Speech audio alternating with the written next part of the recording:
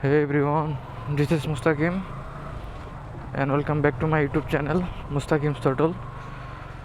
তো I hope সবাই ভালো আছেন। তো আলহামদুলিল্লাহ আমি ভালো আছি। যার একটা শখের জিনিস চুরি হয় অথবা হারায় সে জানে ওইটার কী পরিমাণ কষ্ট। তো আজকে আমাদের আলোচনা হচ্ছে কিভাবে বাইক চুরি ঠেকাবেন এবং কী কী মাধ্যমে ঠেকাতে পারেন, কী কী প্রসেস ইউজ করলে অধিকাংশ সময় বাইক চুরি থেকে রক্ষা পাওয়া যায় এবং আমি কী কী ইউজ করি এসব সম্পর্কে আজকে আপনাদেরকে ধারণা দিব। এবং আজকের ব্লগটা এই রিলেটেডই। তো একটা সময় ছিল সবাই তখন সাইকেল ইউজ করতো, তখন মোটর সাইকেল তেমন একটা অহরহ দেখা যেত না। এলাকায় হয়তো 2-1 পিস 3-4 পিস যারা অনেক প্রভাবশালী তারা ছাড়া ইউজ করতো না কেউ। তো আমি আমার কথাই বলি, আমি যখন ক্লাস 4-5-6-এ পড়ি তো ওই সময় আমার একটা সাইকেল ছিল, আপনার বলতে পারেন ফনিক্সের মতনই ছোটো সাইকেল। তো লোহার যে সাইকেলগুলো ছিল ওগুলা। তো ওই সাইকেলগুলোতে পিছনের চাকা লক করার জন্য এক রকমের তালা দেওয়া থাকতো সাইকেলের সাথেই। যারা ছোটোবেলা সাইকেল ইউজ করছেন তারা আপনারা জানেন, এই যে সাইকেলটা দেখতে পাচ্ছেন এই সেম টাইপের এই লকগুলা। তো তখন কেউ এক্সট্রা বাইকের সাথে লক ইউজ করতো না ওই সময়, সাইকেলের সাথে ইনবিল্ট লক হয়ে আসতো সাইকেল লক করার জন্য। তো এই লকটাই সবাই ইউজ করতো এবং যেখানে খুশি লকটা করে চলে যেত এবং আমিও ওইটাই করতাম। তো ওই সময়ের লক বলতে ওইটাই ছিল। আর যার লক নষ্ট হয়ে যেত সে আবার এক্সট্রা আলাদা অন্য অন্য রকমের লক কিনতো। তো তখন মার্কেটে এই লকটা ছিল। আর একটা লক ছিল হচ্ছে আপনার উপর দিয়ে রাবার টাইপের, ভিতরে একটা জিআই তারের মতন পেঁচায় আবার লাগায় রাখতো। আমি স্ক্রিনে দিয়ে দিব, আপনারা দেখেন। তো এই লকগুলো তখন অনেক জনপ্রিয় ছিল। তো তখন সবাই ওগুলাই ইউজ করতো এবং ওগুলাই লক করে ওই লকগুলোর সাহায্যেই সাইকেল এবং বাইক অনেকে লক করতো। তো এখন আমাদের সিস্টেম যেমন আধুনিক হয়ে গেছে, লকগুলো যেমন আধুনিক হয়েছে, তেমনি ঠিক সময়ের পরিবর্তনে চোরগুলো অনেক আধুনিক হয়ে গেছে। তো এখন আমরা আমাদের বাইকে ইউজ করি হাইড্রোলিক লক। তারপর হচ্ছে অনেকে ইউজ করে ওই যে লম্বা খাড়া সিস্টেম যে লকগুলো আছে ওগুলা। আর অনেক ধরনের লক ইউজ করা হয় এখন। আবার অনেকে জিপিএস ট্র্যাকার ইউজ করে, জিপিএস লক ইউজ করে, টাচ লক ইউজ করে। তো সবগুলাই যেমন আপডেট হয়েছে তেমন চোররাও এই লকগুলোর সাথে আপডেট হয়ে গেছে। তো যখন শুধু হাইড্রোলিক হর্ন আসলো মার্কেটে, তো তখন চোরেরা একটা এসিড আবিষ্কার করলো যে হাইড্রোলিক হর্নের মধ্যে যে সাইডে আমরা তালার চাবি ঢুকাই, চাবি দিই, লকটা খোলার জন্য চাবি ঢুকাই, ওইখান দিয়ে ওরা একটা এসিড আবিষ্কার করলো। এসিডটা দেওয়ার সাথে সাথেই 2 মিনিটের মধ্যেই তালাটা নষ্ট হয়ে যায়, অটোমেটিক খুলে যেত।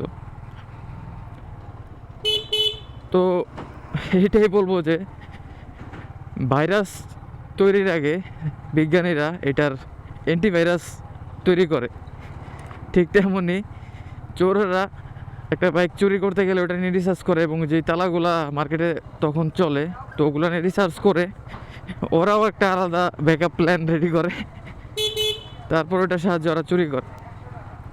তারপর আসলো মার্কেটে জিপিএস লকগুলা। তো ওগুলা তখন সিকিউরিটি সিস্টেম ছিল না, ব্যাটারির সাহায্যে লাইন দিয়ে রাখতো। ওরা বাইকটা চুরি করার পরে ব্যাটারির লাইনটা খুলে দিলেই শেষ, তারপর বাকিটা আল্লাহ জানে আর চোর জানে। তো এখন যদিও সম্ভব না, এখন আরও নতুন নতুন অনেক জিনিস আপডেট আসছে যেগুলোর সাথে যেগুলো বাইকে লুকিয়ে রাখলে ব্যাটারি কোনো কানেকশন দেওয়া লাগে না, অটোমেটিক ডিটেক্ট করতে পারে। আই হোপ আমার মনে হয় যে এরকমও কিছু একটা ওরা বের করছে যে ওইটা লাগায় রাখলে কোনো লোকেশনই দেখাবে না স্যাটেলাইট থেকে, জিপিএস ট্র্যাকারগুলা। তো মোটোলকের কিছু কিছু ভিডিও দেখছি যে মোটোলক ওরা বাইক চুরির পর কত কষ্ট করে বাইকটা আবার উদ্ধার করে দেয়। তো চোরেরা তো এত বলত না, ওরা ধীরে ধীরে দেখবেন এটারও একটা ব্যাকআপ প্ল্যান রেডি করে ফেলবে। তো অধিকাংশ বাইকে এখন ওই GPX tracker, GPX lock, touch lock এগুলো লাগানো নাই। তো আমি ইউজ করি আমার বাইকে টাচ সরি এরকম একটা লক অর্ডার দিয়েছিলাম আমরা, এই আপনার বলতে পারেন লোকেশন ট্র্যাকার অর্ডার দিয়েছিলাম। তো ওটা কোনোভাবে কাজ করতেছে না। আমরা 3 দিন হলো আনছি, আমি আপনাদেরকে এখন পর্যন্ত দেখাই নাই, স্ক্রিনে দিয়ে দিব দেখেন। তো এটা আনছিলাম কিন্তু বাইক মুভ করলে লোকেশনে বাইকটা মুভ করে না, তো এই জন্য এটা লাগানো হয় না। ওটা কিছুদিনের মধ্যে চেঞ্জ করব, রিটার্ন করব, এই জন্য আর ওটা বাইকে ইনস্টল করি না এবং আপনাদেরকেও দেখাই নাই। তো এই ভিডিওটা এই টপিকটা নিয়ে আজকে আলোচনা, কতভাবে আমাদের বোকা বানাচ্ছে এই কিছু কিছু পেজ। তো আমি ইউজ করি একটা আপনার ডাবল চাবির হাইড্রোলিক লক।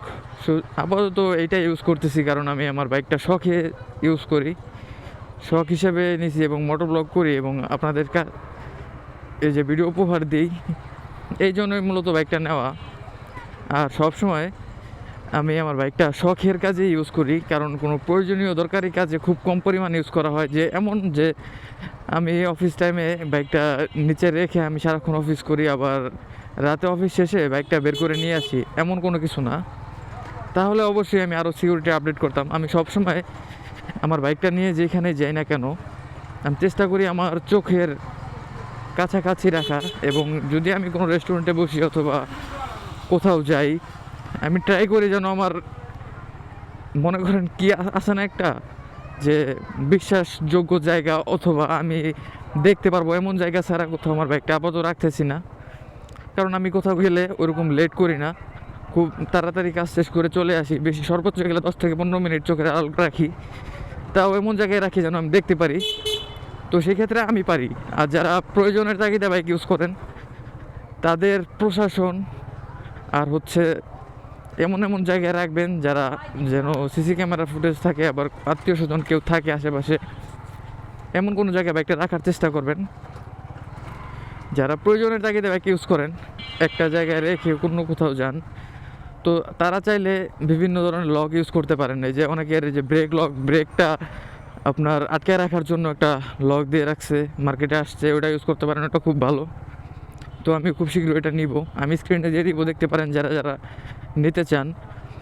তারপর হচ্ছে ডিস্কের লক আছে, সামনের ডিস্কের, পিছনের ডিস্কের লক আছে। আরও একটা চালাকি, 2টা চালাকি উপায় আছে যেগুলো আমি নিজে নিজে বের করছি। তো জানি না এগুলো আপনারা কখনো ট্রাই করছেন কি না। এগুলো একটু লং টাইমের জন্য যদি কোথাও বাইক রাখেন তাহলে এটা ইউজ করতে পারেন এই ট্রিকটা। আমাদের যে স্পার্ক প্লাগ আছে, এই প্লাগের উপরে একটা কেবল থাকে, এই প্লাগটা খুলে যেগুলো এটা শুধু হচ্ছে আপনার এই নেকেড বাইকগুলো, নেকেড স্পোর্টস নেকেড বাইকগুলোর মধ্যে দেখতে পারবেন একটা কেবল থাকে, কেবলটা খুলবেন। ওই কেবলটা খোলার পরে ছোট্ট একটা কাগজ দিয়ে আবার কেবলটা লাগায় রাখবেন। আর 2 নাম্বার ব্যাকআপ প্ল্যান হচ্ছে যাদের কার্বোরেটর তাদের হচ্ছে সিডিআই, আর যাদের এফআই তাদের হচ্ছে ইসিইউ। ওইটা খুলে পকেটে নিয়েও রাখতে পারেন, আবার চাইলে খুলে ওই কেবলটা খুলেও রেখে দিতে পারেন ওইখানে। তাহলে দেখবেন অনেক জোরে বাইক স্টার্ট করতে অবস্থা খারাপ হয়ে যাবে, স্টার্ট করতেই পারবো না। তো আমরা চলে আসলাম পাম্পের এদিকে, আমার বাইকে একটু অকটেন নেওয়া দরকার, এই জন্য আসলাম। তো চলেন যাই পাম্পে।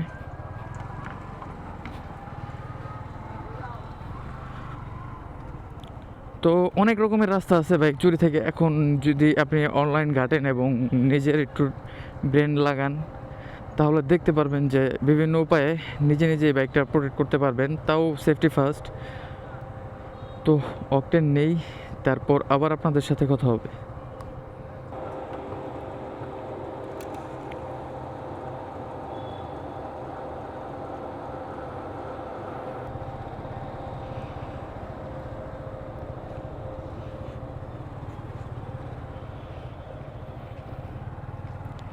তো অকটেন নেওয়া শেষ।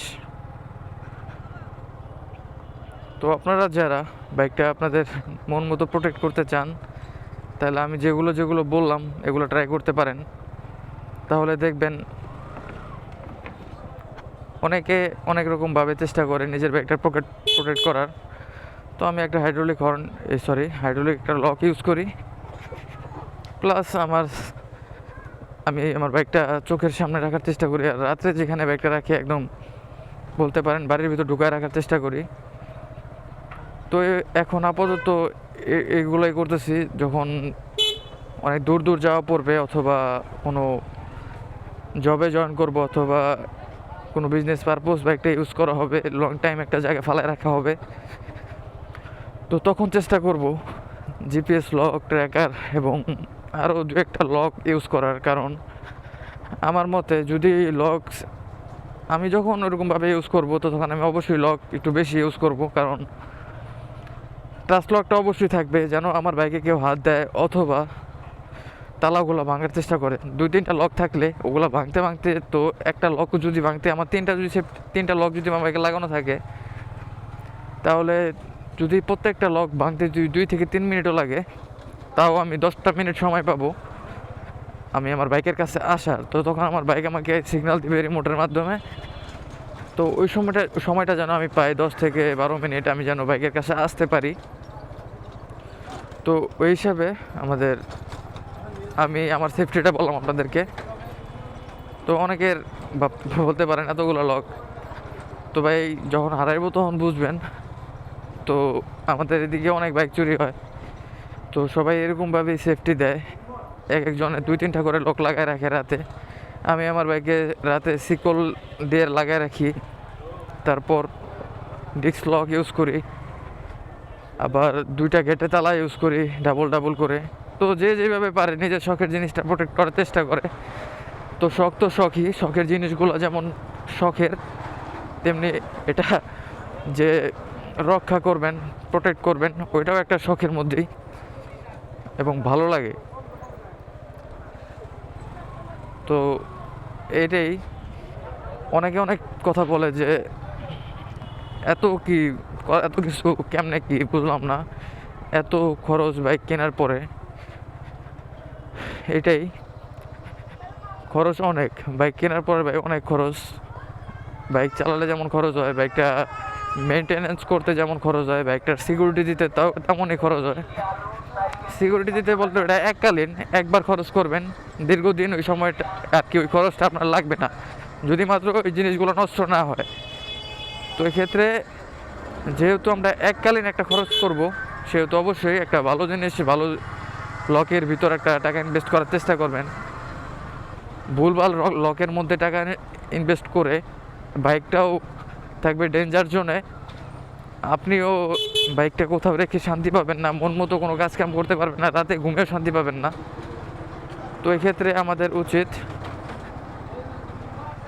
একটা ভালো লক, ভালো একটা সিকিউরিটি দেওয়া আমাদের বাইককে। তো রাস্তাটা অনেক খারাপ, কথা এরকমভাবে ফোকাস দিতে পারতেছি না। তো আজকে ভিডিওটা এই রিলেটেডই ছিল। তো আবহাওয়াটা ভালো ছিল, আজকে ফ্রাইডে, এখন সময় 11টা 22। তো ভাবলাম একটু বাইরে বের হই। আজকে ভিডিওটা করার প্ল্যান ছিল রুমের মধ্যেই একটা ফেস টু ফেস ভিডিওটা করব আপনাদেরকে সব বুঝিয়ে, কিন্তু ভাবলাম অনেকে বোর ফিল হতে পারে, অটো ব্লগিং চ্যানেল, তো ব্লগে আপনাদের সাথে কথা বলি, ব্লগের মাধ্যমে কথা বলি। তো ইদানিং আমার সামনে শুধু কুত্তা বিলাই এগুলো এই যে আরেকটু লেগে যেত, কিন্তু কী একটা অবস্থা, রোডের মধ্যে বেরোলে কুত্তা আর বিলাই, মনে হয় এই সাইডটাতে একটু কুকুর আর বিড়াল বেশি হয়ে গেছে নাকি সব দিকে এরকম। কমেন্টে জানান আমার মতো কার বাইক নিয়ে বেরোলে সামনে শুধু কুকুর বিড়াল,